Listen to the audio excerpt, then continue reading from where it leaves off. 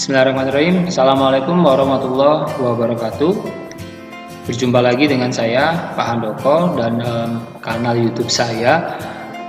Pada kesempatan kali ini saya ingin berbagi pengalaman tentang sebuah media pembelajaran digital yang sudah saya buat dan sudah saya mainkan bersama peserta didik saya. Nama media pembelajaran itu adalah Berebut Rempah. Bagaimana tampilan media pembelajaran Berebut Rempah? Langsung saja kita lihat bersama. Nah, ini Bapak Ibu, ini adalah media Berebut Rempah yang telah saya buat. Media Berebut Rempah ini saya buat untuk mengajarkan sejarah kolonialisme di Indonesia. Kebetulan saya ini adalah seorang guru sejarah,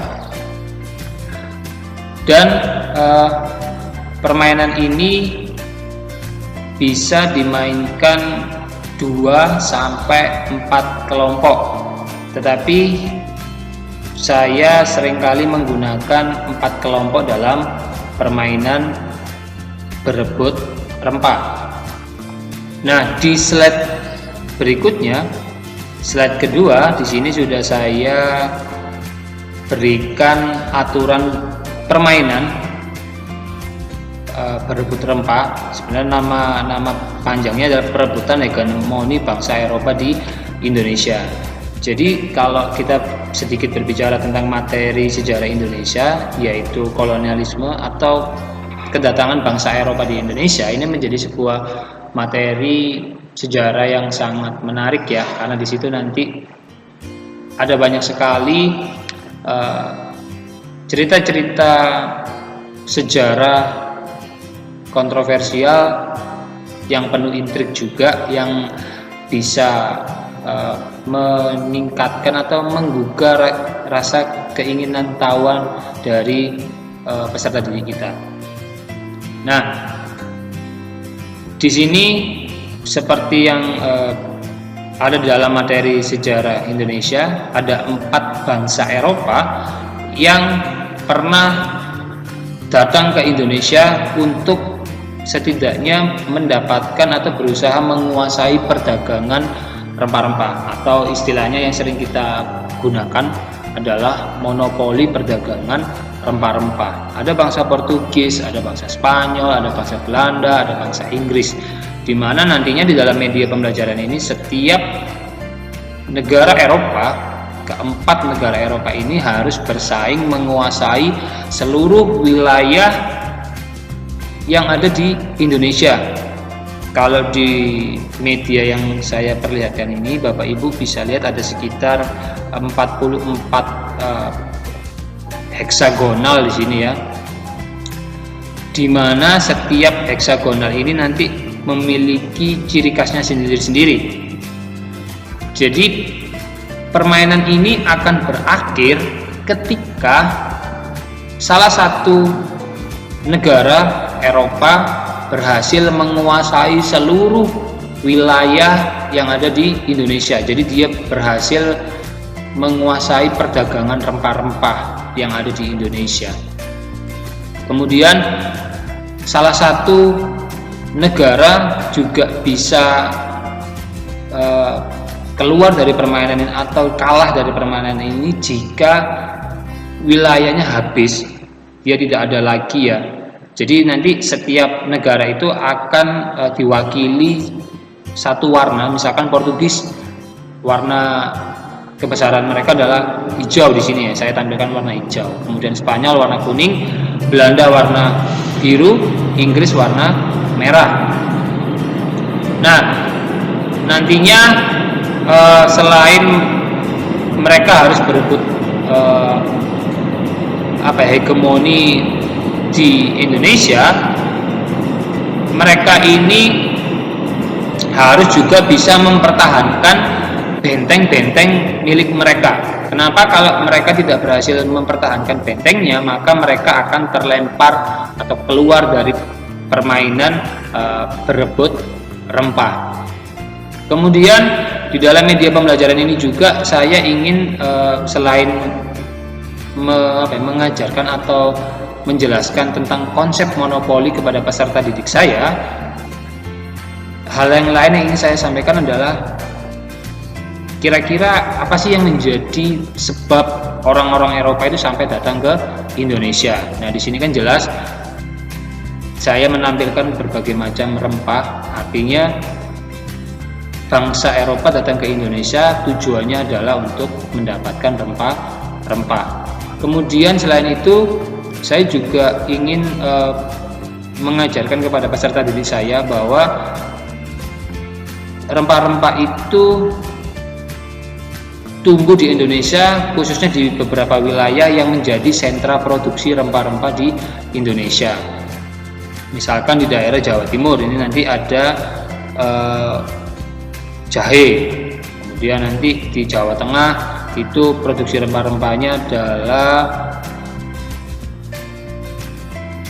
ini kunir ya, ini kunir. Nanti di beberapa wilayah yang lainnya juga akan ada sentra produksi rempah-rempah. Jadi biar mereka juga tahu, oh ternyata Jawa Timur itu kaya akan rempah-rempah ini, Aceh itu kaya akan rempah-rempah ini misalkan, di daerah Maluku misalnya.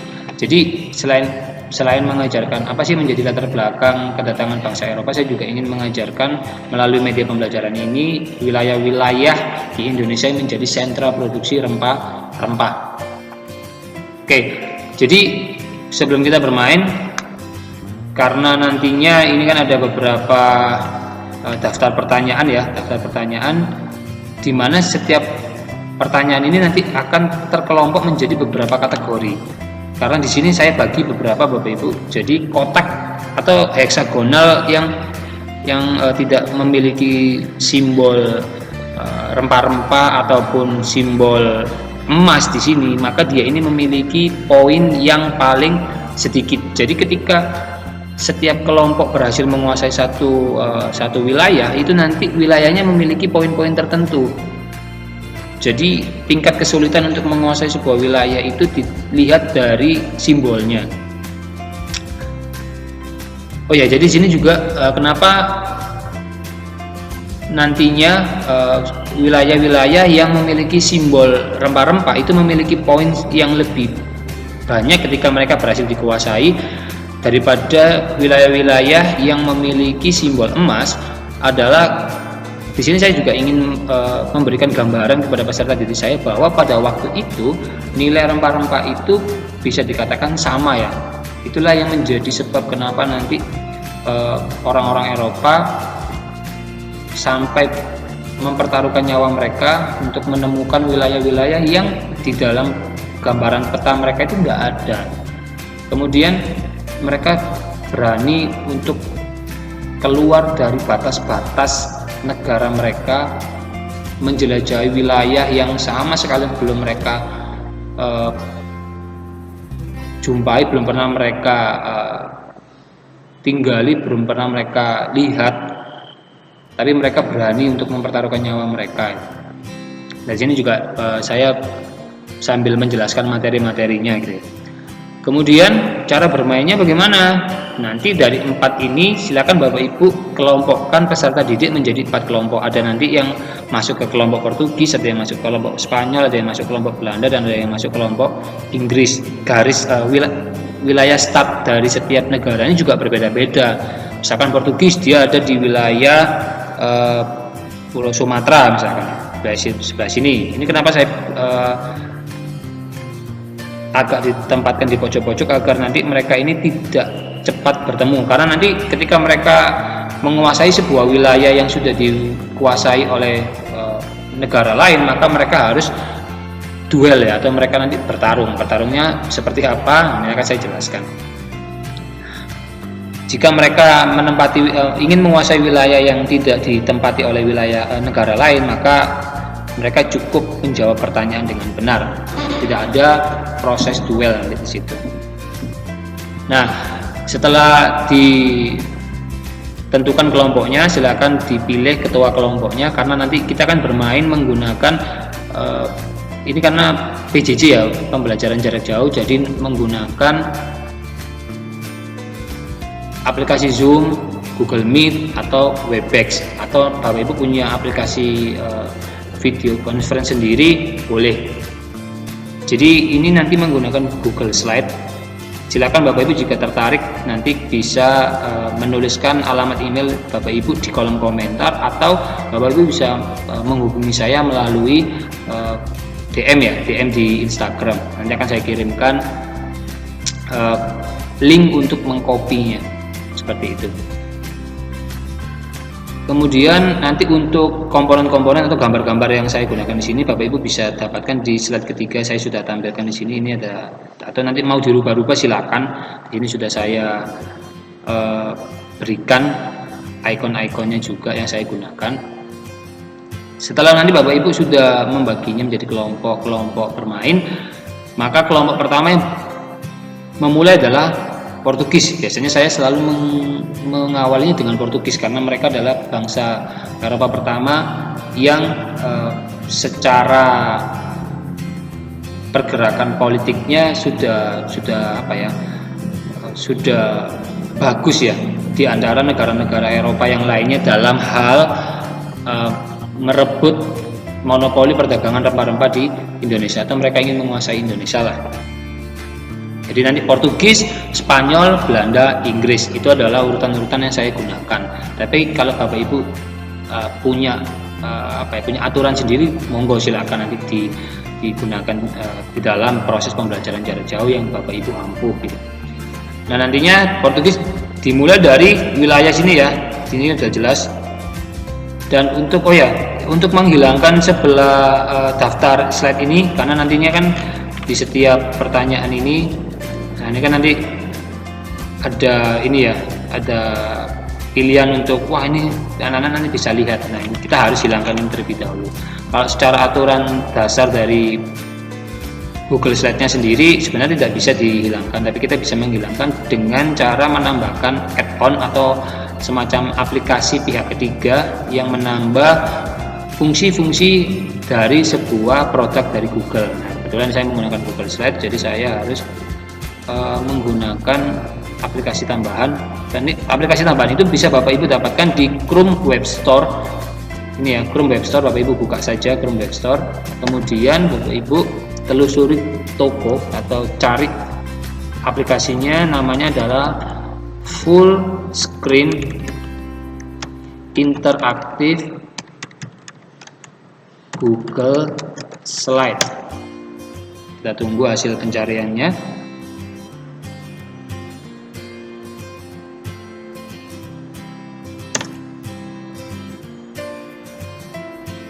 Maka kita akan mendapatkan, nah ini Bapak Ibu, paling atas Full Screen Interactive Google Slide. Silakan Bapak Ibu klik, kemudian nanti Bapak Ibu install. Nah, ini kenapa ada keterangan hapus dari Chrome, karena saya sudah menginstalnya sebelumnya gitu ya. Jika sudah, nanti akan secara otomatis jika sudah selesai proses instalasinya akan muncul di bagian extension ini nanti Full Interactive Google Slide. Jangan diaktifkan di sini Bapak Ibu, tapi diaktifkan ketika Bapak Ibu membuka Google Slide-nya ini. Kita klik di sini, nah maka akan muncul Full Screen Interactive Google Slide. Kita klik untuk mengaktifkan fitur dari aplikasi Full Screen Interactive Google Slide. Kemudian untuk semakin memperbesar tampilannya, Bapak Ibu bisa klik di sini View, kemudian Bapak Ibu klik Full Screen. Nah, otomatis ini sudah tampilan penuh Bapak Ibu. Kita dismiss di sini. Nah, kita mulai bermain ya. Permainannya dimulai dari kelompok pertama Portugis. Nah, kelompok Portugis ini boleh memilih wilayah yang ingin dikuasai yang berada di dekat dari wilayah yang mereka kuasai, karena wilayah kekuasaan Portugis hanya di nomor heksagonal nomor 2, maka dia hanya boleh memilih di nomor 1, nomor 3, nomor 4, tidak boleh di nomor 5 karena dia tidak menguasai wilayah terdekatnya. Seperti itu cara bermainnya Bapak Ibu. Nah, misalkan nanti kelompok Portugis silakan untuk memilih mau menguasai wilayah nomor berapa terlebih dahulu. Misalkan nomor 3. Nah, misalkan nomor 3 di sini. Di sini sudah ada hyperlink. Bapak Ibu tinggal klik saja di sini. Kemudian, nah silakan nanti peserta didik diminta untuk memilih pertanyaannya ya. Kira-kira kalian mau menjawab pertanyaan nomor berapa? Gitu. Misalkan saya mau menjawab pertanyaan nomor 2 Pak. Bapak Ibu klik di nomor 2. Nah ini kan ada tanda-tanda silangnya, nanti akan saya jelaskan seperti apa fungsinya.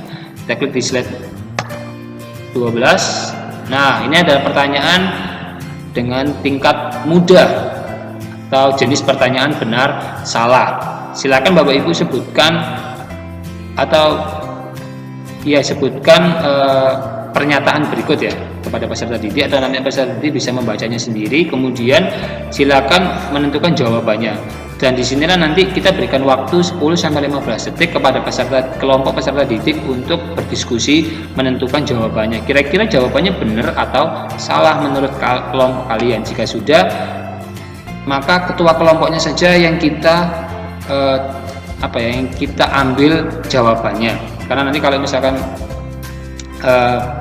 tidak kita pilih ketua kelompoknya, pasti akan banyak sekali suaranya, karena kan juga memang itu menjadi sesuatu kegiatan yang sangat positif, karena kan mereka berdiskusi ya untuk menentukan jawabannya. Misalkan mereka memilih jawaban benar misalkan, atau nanti kalau jawaban yang mereka berikan terlalu lama nih Bapak Ibu bisa setelah 15 detik sudah dianggap mereka tidak menjawab ya.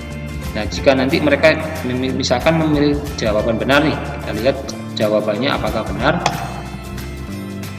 Ya, jawabannya adalah salah, karena seharusnya bukan bangsa bangsa Mesir, tapi bangsa Turki, seperti itu.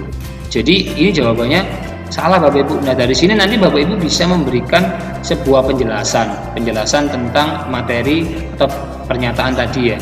Nah jadi sini kita sambil bermain juga kita bisa menjelaskan kepada peserta didik kita bahwa pernyataan tadi itu salahnya kenapa. Nah, kita bisa menghasilkan sebuah proses interaksi di sini, penjelasan yang sesuai dengan materinya tadi. Nah jika tadi sudah, maka kita kembali lagi ke daftar pertanyaannya. Bapak Ibu klik aja kembali ke pertanyaan, maka akan kembali ke daftar pertanyaan. Silakan pindahkan tanda silang ini ke daftar pertanyaan nomor 2. Artinya di kesempatan berikutnya nomor 2 ini sudah tidak boleh dipilih karena sudah kita bahas bersama Bapak Ibu gitu ya. Jadi untuk tanda pertanyaan ini sudah tidak boleh.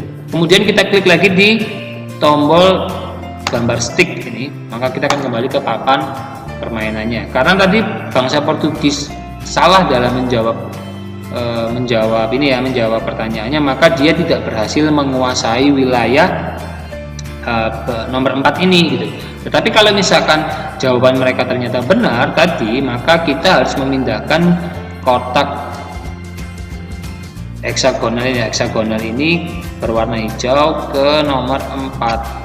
Nah ini menandakan bahwa wilayah ini menjadi kekuasaan dari bangsa Portugis, seperti itu. Kemudian kita akan berlanjut ke kelompok berikutnya, kelompok Spanyol. Sama juga seperti itu Bapak Ibu caranya. Kemudian nanti berlanjut lagi ke Belanda, berlanjut lagi ke Inggris, dan nantinya ketika misalkan seperti ini ya, saya contohkan wilayah Portugis sudah di sekitar sini misalkan, dan wilayah Spanyol ada di sekitar sini.